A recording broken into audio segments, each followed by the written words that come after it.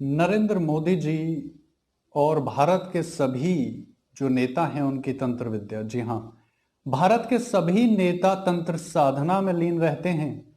चाहे सोनिया गांधी की बात करें, चाहे आप अरविंद केजरीवाल की बात करें, या मुलायम सिंह यादव की बात करें, या चाहे नरेंद्र दामोदर दास मोदी जी की बात करें, सभी नेता तंत्र विद्या में पारंगत हैं। एक ऐसी साधना, एक ऐसी विद्या, एक ऐसी तपस्या जो सभी राजनेता, भारत के सभी राजनेता प्रतिदिन करते हैं। एक अद्भुत शक्ति है। और इस मंत्र को यदि आपने समझ लिया तो ये समझ लीजिए आपके घर में, आपके यहां कभी सरस्वती और लक्ष्मी की कमी नहीं हो सकती। ये विद्या कैसे कार्य करती है, पहले इसे समझ लेते हैं, उसके पश्चात आपको बताएंगे इस विद्या की प्राप्ति का मंत्र क्या है। बहुत अध्ययन, बहुत रिसर्च के बाद, बहुत सोच विचारने के बाद, इतना ध्यान किया, इतना मेडिटेशन किया, तब जाकर हमें पता चला कि आखिर राज क्या है नरेंद्र मोदी जी की सफलता का। कोरोना के समय एक अद्भुत शक्ति जागृत हुई। जागृत तो पहले हो चुकी थी, हमें दिखी 2020 के कोरोना के काल में। हुआ क्या, कोरोना का प्रकोप जब बढ़ने लगा, चीन से प्रारंभ हुआ। चीन में जब कोरोना का प्रकोप बढ़ा तो सरकार ने लॉकडाउन लगा दिया, सब कुछ बंद कर दिया, लोग घरों में कैद कर दिए गए। उसके बाद डिसैनिटाइज, सब कुछ सैनिटाइज किया और सैनिटाइज करके सरकार ने लॉकडाउन खोल दिया। सारे कार्य, सारी व्यवस्था सुचारू रूप से चलने लगी। अब होता क्या है, चीन से जहां से कोरोना शुरू हुआ वहां पर कुछ महीने में ही स्थिति दुरुस्त हो गई, सब कुछ अच्छे से कार्य चलने लगा। चीन, आपको पता होगा कि पॉपुलेशन, जनसंख्या के मामले में विश्व में नंबर 1 पे आता है चीन। सबसे अधिक भीड़, सबसे अधिक जनसंख्या वहां की है।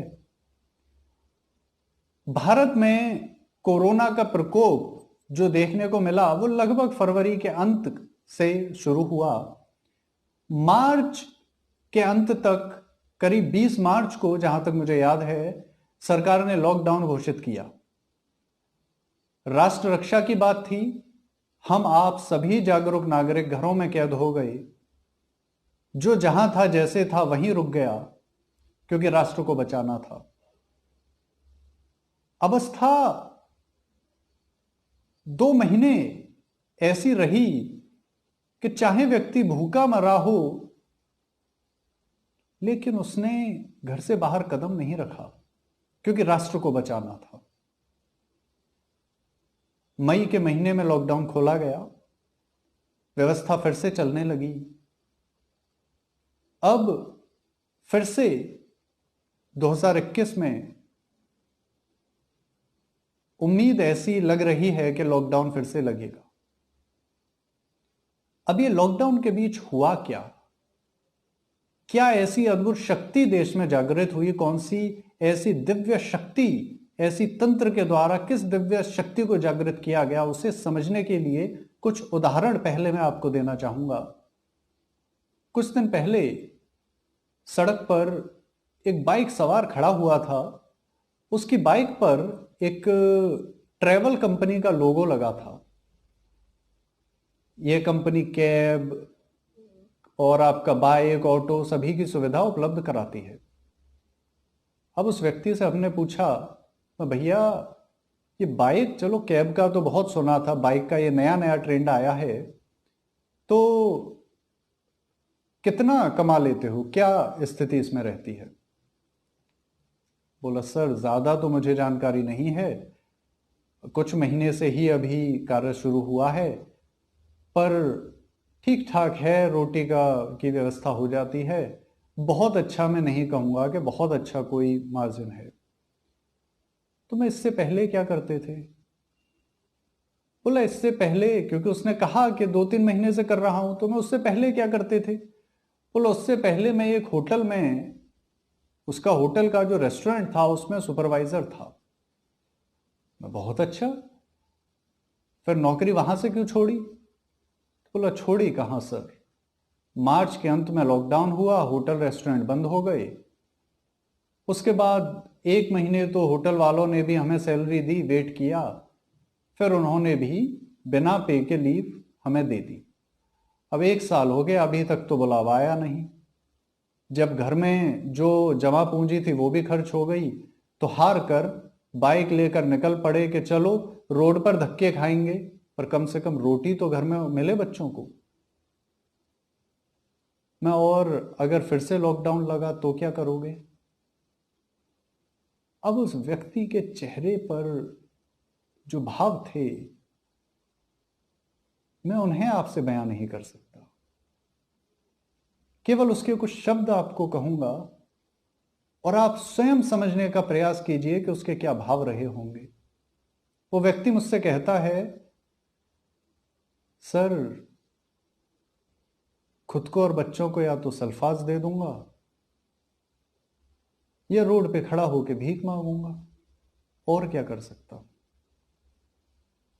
ज्वेलरी बिक गई, जो कुछ सेविंग्स थी खत्म हो गई, किराए के मकान में रहता हूं, अब ये बाइक ही बची है, फिर से लॉकडाउन हुआ और इसे बेच के अगर 2-3 महीने गुजारा करना पड़ा तो फिर तो मरूंगा ही, और क्या करूंगा।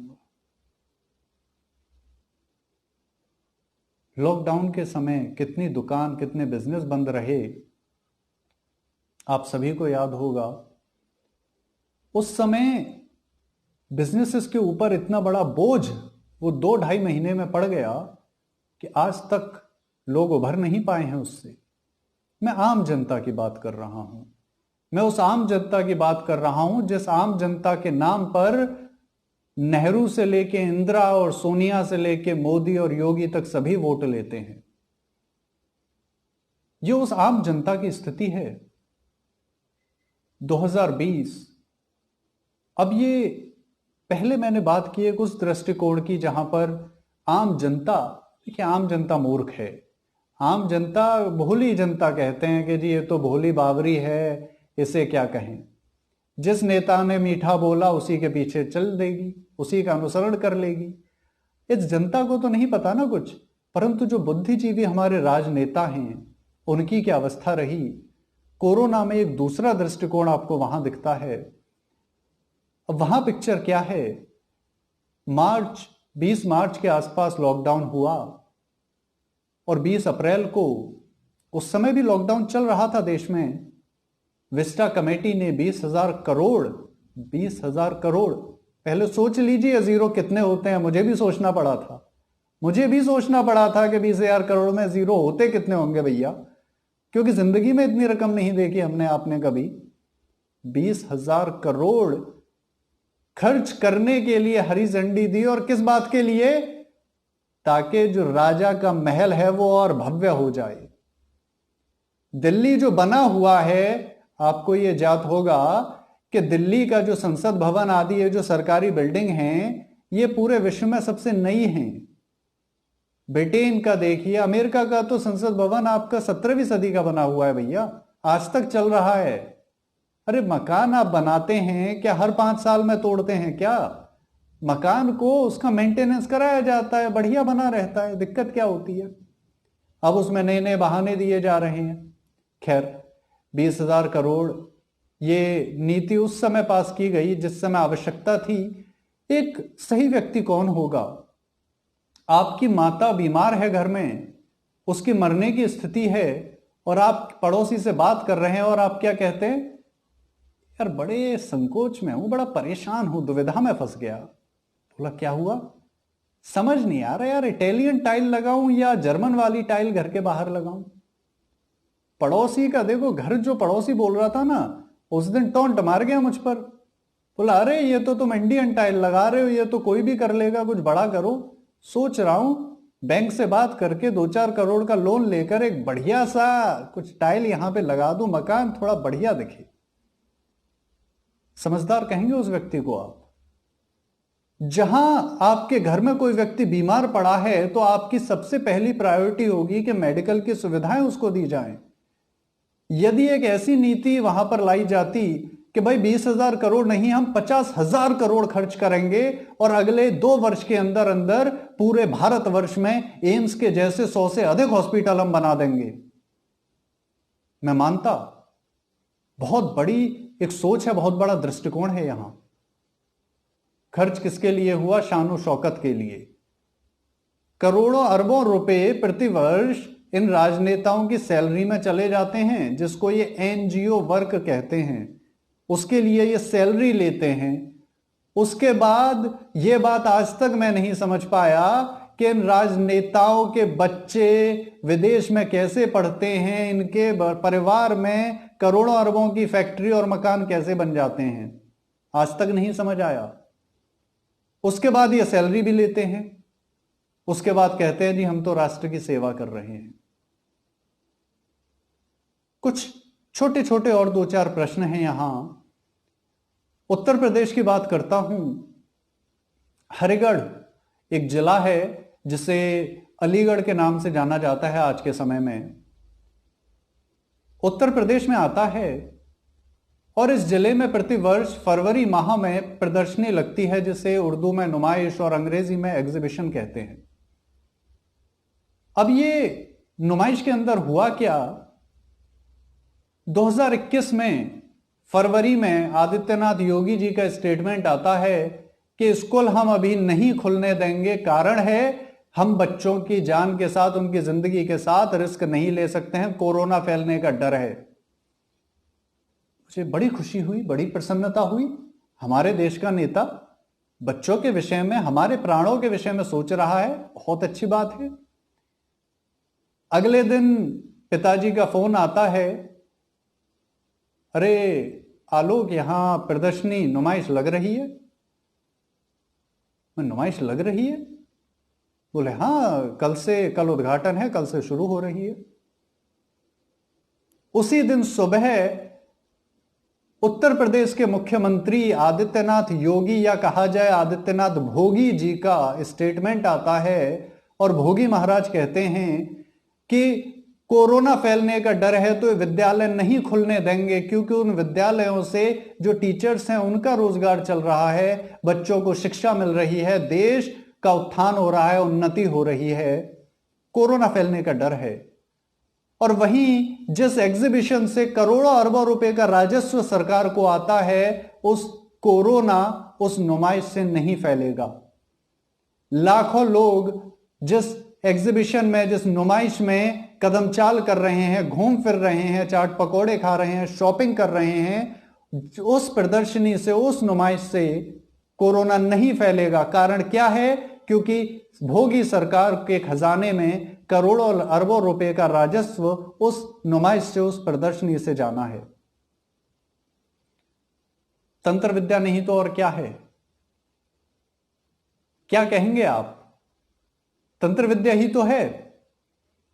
जहां सरकार को पैसे की आवश्यकता होती है तो विशेष नीति लागू करके, विशेष तंत्र साधना करके एक ऐसा मंत्र फेंका जाता है कि कोरोना एक पालतू पशु की भांति दुम हिलाता हुआ शांत बैठ जाता है। ऊपर से आदेश होता है कोरोना शांत, अभी नहीं फैलना है। देखो, पापा को अभी राजस्व वसूलना है, अभी नहीं फैलोगे आप, कोने में बैठ जाओ, और कोरोना शांत बैठ जाता है।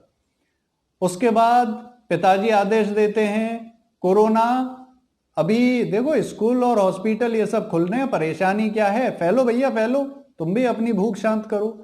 और कोरोना पूरे देश में फैलने लगता है।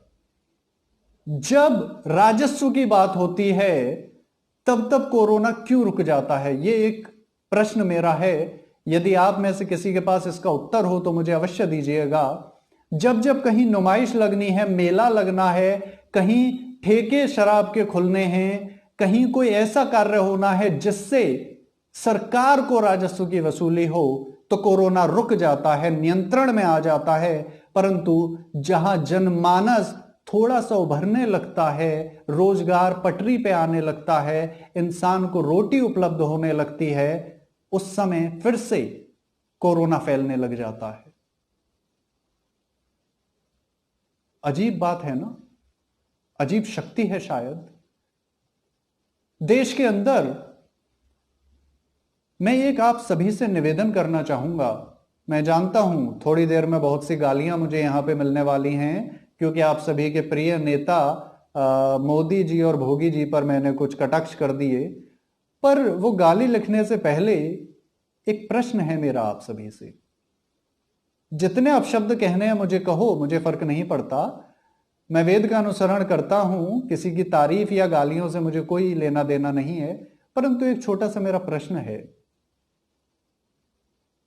क्या नरेंद्र मोदी जी या आदित्यनाथ योगी जी के समर्थक हो या चापलूस हो आप सभी? आचार्य चाणक्य ने चंद्रगुप्त को भारत का सम्राट बनाया, और सम्राट जब बनाकर उसका जब राज तिलक किया तो उसके उपरांत राज तिलक कर रहे हैं तो उसके साथ खड़े हैं, और उसके बाद उसके सामने जाकर खड़े हो जाते हैं और चंद्रगुप्त से कहते हैं, सम्राट आज ये ब्राह्मण आपसे कुछ मांगना चाहता है। चंद्रगुप्त भी अपने सिंहासन से खड़ा हो गया, बोला, आचार्य आपको मांगने की आवश्यकता नहीं, आदेश कीजिए, ये चंद्रगुप्त आपका सेवक है। तो चाणक्य कहते हैं, नहीं चंद्रगुप्त, आप मेरे सेवक नहीं, आप भारतवर्ष के सम्राट चंद्रगुप्त मौर्य हैं, आप इस भारतवर्ष की प्रजा के सेवक हैं, मेरे सेवक नहीं हैं। मुझे आपसे केवल एक भीख चाहिए, एक दक्षिणा आपसे चाहिए। गुरु दक्षिणा में मैं चाहता हूं कि आप मेरे लिए आपके महल के सामने एक छोटी सी कुटिया बनवा दें। बोला, आचार्य कुटिया की क्या आवश्यकता है, राजमहल इतना बड़ा है, एक कक्ष में आपके रहने की व्यवस्था कर देते हैं। बोले, नहीं, मुझे जमीन का, भूमि का एक टुकड़ा आपसे चाहिए जिस पर मैं कुटिया बना सकता हूं, और उसका कर भी मैं दूंगा राज्य को। और प्रतिदिन मैं उस कुटिया को ऐसी जगह चाहता हूं, उस एंगल पे चाहता हूं, जिससे कि जब आप अपने कक्ष से बाहर निकलें तो आपको मेरी कुटिया सामने दिखाई दे। आचार्य आपकी बात मुझे समझ नहीं आई। बोले, चंद्रगुप्त, चाणक्य न धनानंद का सेवक हुआ न चंद्रगुप्त का होगा। चाणक्य स्वतंत्र वेदभाषी वेद पाठी ब्राह्मण है, जो राष्ट्र सेवा में हमेशा से रहा है और आगे भी रहेगा। जिस प्रकार चंद्र को ग्रहण लगाने के लिए वो राहु सदैव आकाश में रहता है, उसी प्रकार चंद्रगुप्त को ग्रहण लगाने को भी ये चाणक्य उसके महल के सामने कुटिया में बैठा होगा। ऐसा मैं संकेत आपको देना चाहता हूं। जब तक सम्राट चंद्रगुप्त मौर्य भारत की प्रजा के विषय में सोचकर निर्णय लेते रहेंगे, तब तक ये चाणक्य ब्राह्मण होकर उसे आशीष देता रहेगा। परंतु जब जब चंद्रगुप्त के मन में भी ऐसा एक स्वप्न भी आया कि प्रजा को दुख देना है, प्रजा को कष्ट देना है, तो ये चाणक्य जिस प्रकार उसने धनानंद का वध किया, धनानंद को नष्ट किया, चंद्रगुप्त को भी ग्रहण लगा देगा। मुझे आपसे कोई सेवा कर नहीं चाहिए, आपसे कोई दक्षिणा यहां नहीं चाहिए, आपकी प्रजा के कर से, आपके खजाने से। मैं भिक्षाटन से अपना पालन करने में सक्षम हूं। मेरे शिष्यों को मैं पढ़ाकर उनसे मैं जो दक्षिणा आती है उससे अपना भरण पोषण कर सकता हूं। मुझे राजा पर निर्भर नहीं होना है, परंतु कुटिया आपके सामने इसलिए बनानी है ताकि आपको भी ये जात रहे कि चाणक्य किसी चंद्रगुप्त का सगा नहीं है, चाणक्य केवल सेवक है तो इस भारत भूमि का, इस भारतवर्ष का। ऐसे विद्वान होते थे हमारे भारत में। आज कैसे विद्वान हैं, जब मैं उनसे बात करता हूं, जब हम उनको सुनते हैं टीवी पर या न्यूज़पेपर में, जब उनके लेख पढ़ते हैं, बड़ा अच्छा लगता है। तर्क पूर्वक तथ्य रखते हुए किस प्रकार से नेहरू से लेके और केजरीवाल तक सभी के अस्तित्व को वो पूरा मरोड़ के रख देते हैं, पूरा तोड़ के रख देते हैं। किस प्रकार से पूरा का पूरा पोस्टमार्टम कर देते हैं और तथ्य तर्क के आधार पर उनकी सत्य असत्य को बताते हैं। वहीं दूसरी ओर जब योगी, मोदी या बीजेपी की बात आती है तो पता नहीं क्यों अंधभक्त बन जाते हैं। मोदी जी जो करें वही सही हो जाता है। ये बात कहां तक सही है, तर्कसंगत है, इस पर विचार करने की आवश्यकता है। नरेंद्र मोदी जी के बहुत से फैसले देश में रहे जिनका मैं समर्थन करता हूं, मुझे बहुत अच्छा लगा, बहुत अच्छे उन्होंने फैसले लिए, बहुत अच्छी नीतियां लाई। परंतु यदि एक व्यक्ति के अच्छे कर्मों की हम तारीफ कर सकते हैं, प्रशंसा कर सकते हैं, तो उसके गलत कार्यों की, गलत फैसलों की आलोचना क्यों नहीं कर सकते। नोटबंदी के बाद धन प्राप्त हुआ खजाने में और 13,000 करोड़ की मूर्ति उस व्यक्ति की बना दी गई जिस व्यक्ति ने अपने जीवन में कभी अपने रूप सौंदर्य पर, अपनी प्रशंसा पर 13 रुपए खर्च नहीं किए थे। जी हां, 13 रुपए अपने जीवन में खर्च नहीं किए अपने आप को सुंदर दिखाने के लिए। उस व्यक्ति की 13,000 करोड़ की मूर्ति बनाई गई। 20,000 करोड़ लगाकर दिल्ली को चमकाया जा रहा है, उस एरिया को चमकाया जा रहा है जिसे वीआईपी जोन कहते हैं, जहां पर राजनेताओं का वास रहता है। विचार करने की आवश्यकता है कि जिस समय देश को अस्पतालों की आवश्यकता है, जिस समय देश को विद्यालयों की आवश्यकता है, जिस समय देश को नए रोजगार के उपायों की आवश्यकता है, उस समय इस प्रकार के फैसले लेना कहां तक तर्कसंगत है। आज भी 31 दिसंबर को एक वीडियो में हमने कई आपके सवालों का वहां समाधान किया, ज्योतिष की विद्या के आधार पर बताया कि बाढ़, भूकंप, भूस्खलन, बैंक हड़ताल और शिक्षक आंदोलन के द्वारा किस प्रकार देश को परेशानी झेलनी पड़ेगी। उस समय भी बता चुका हूं, फिर बता देता हूं। किसान आंदोलन केवल ये पहले 6 महीने परेशान कर रहा है, उसके बाद सरकार से संधि करके किसान भी शांत हो जाएंगे। आगे का समय अच्छा है, परंतु एक बात को यहां ध्यान रखिएगा, आपके घर में कितनी महंगी पेंटिंग लगी हैं, कितना अच्छा आपने पेंट कराया है, उससे फर्क नहीं पड़ता। आपका बच्चा यदि भूखा रो रहा है और भूख से उसकी मृत्यु हो जाती है, उससे आपके चरित्र का पता चलता है। देश में कितने, एक बार घर से निकलकर आप बाहर देखिए, मैं तो घूमता हूं सड़कों पर, मैं देखता हूं क्या स्थिति है जनमानस की। आज वो स्थिति आ चुकी है, कितने ही लोग मरने की स्थिति पर आ चुके हैं। और कड़वा सत्य ये और समझ लीजिए, आधी से ज्यादा जो कोरोना का डेटा रिकॉर्ड किया जा रहा है, इसे डंके की चोट पे कहता हूं, आधे से ज्यादा जो डेटा रिकॉर्ड किया जा रहा है, लगभग 70% डेटा जो कोरोना के नाम पे दिया जा रहा है, वो कोरोना डेथ है ही नहीं, वो नॉर्मल मृत्यु है। किसी का हार्ट फेल हुआ, उसको कोरोना के नाम पे चढ़ा दिया गया। किसी को कहीं डायबिटीज या किडनी इशू से डेथ हुई, उसे भी कोरोना के नाम पे चढ़ा दिया। इस प्रकार से ये गेम किया जा रहा है ताकि सरकार को और अधिक डराकर और अधिक दान और फंडिंग मिल सके। जागरूक होने का समय है, हमें अंधभक्त नहीं बनना है। पुनः आप सभी से निवेदन करना चाहता हूं, सरकार की प्रशंसा करें, अनुसरण करें, समर्थन करें जब वो सही है। जब आपका नेता गलत हो तो वेद पाठी बनकर, सत्यवादी बनकर उसकी आलोचना करने से भी न चूकें। यदि हम अंधभक्त बने आज, तो वो दिन दूर नहीं जब सरकार इतनी बुरी स्थिति ला देगी देश में कि केवल वीआईपी जो हैं उन्हें ही अच्छी सुविधाएं उपलब्ध होंगी, आम जनता रोड पर भीख मांगने को मजबूर हो जाएगी। विचार कीजिए।